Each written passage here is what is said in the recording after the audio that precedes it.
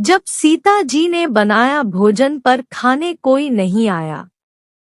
लंकापति रावण के वध के बाद जब अयोध्यापति प्रभु श्री राम की कीर्ति दूर दूर तक फैल रही थी और वह मर्यादा पुरुषोत्तम कहलाने लगे थे, तब एक दिन महादेव शिव की इच्छा भी मर्यादा पुरुषोत्तम श्रीराम से मिलने की हुई।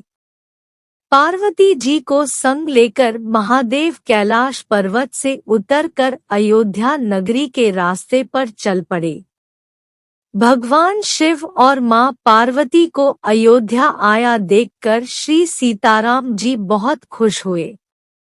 माता जानकी ने उनका उचित आदर सत्कार किया और स्वयं भोजन बनाने के लिए रसोई में चली गई। इस बीच भगवान शिव ने श्री राम जी से पूछा, आपके सेवक हनुमान जी दिखाई नहीं पड़ रहे हैं। श्री राम बोले, वे बगीचे में हैं। शिवजी ने श्री राम जी से बगीचे में जाने की अनुमति मांगी और पार्वती जी का हाथ थामकर बगीचे में आ गए।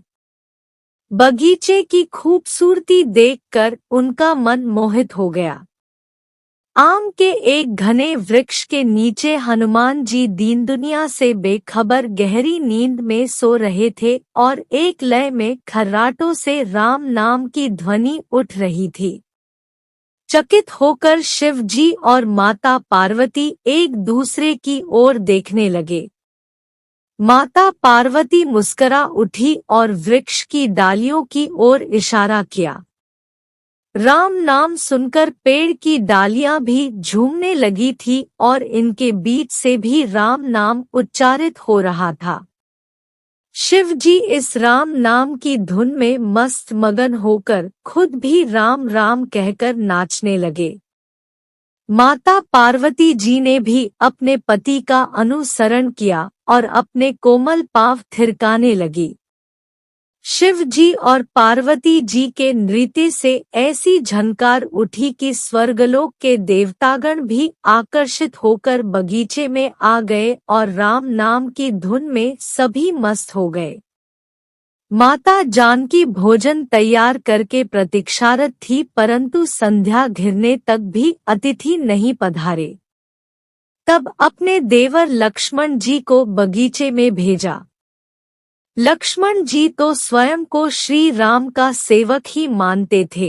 अत बगीचे में आकर जब उन्होंने धरती पर स्वर्ग का नजारा देखा तो खुद भी राम नाम की धुन में झूम उठे।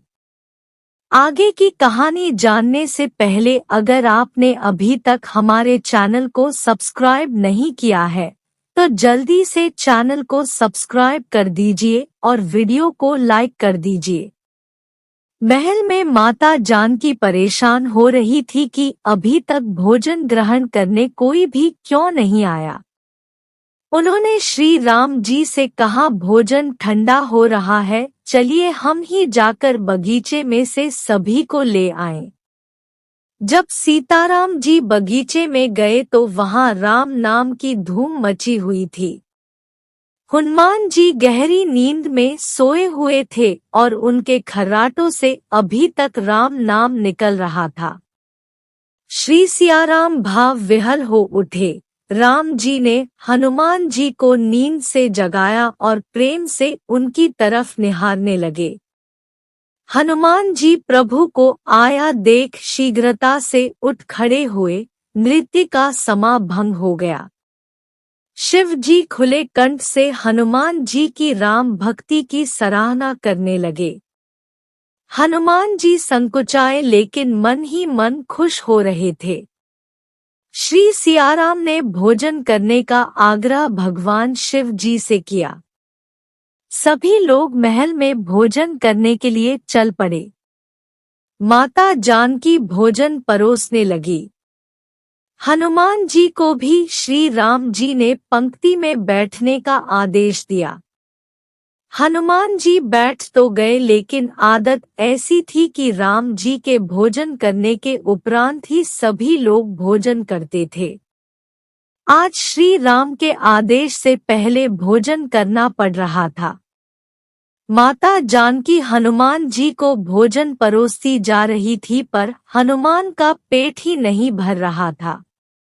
सीता जी कुछ समय तक तो उन्हें भोजन परोसती रही, फिर समझ गई इस तरह से तो हनुमान जी का पेट नहीं भरेगा। उन्होंने तुलसी के एक पत्ते पर राम नाम लिखा और भोजन के साथ हनुमान जी को परोस दिया। तुलसी पत्र खाते ही हनुमान जी को संतुष्टि मिली और वह भोजन खाकर उठ खड़े हुए। भगवान शिव ने प्रसन्न होकर हनुमान जी को आशीर्वाद दिया कि आपकी राम भक्ति युगों युगों तक याद की जाएगी और आप संकट मोचन कहलाएंगे। संकट हरै मिटै सब पीरा, जो सुमिरै हनुमत बलबीरा।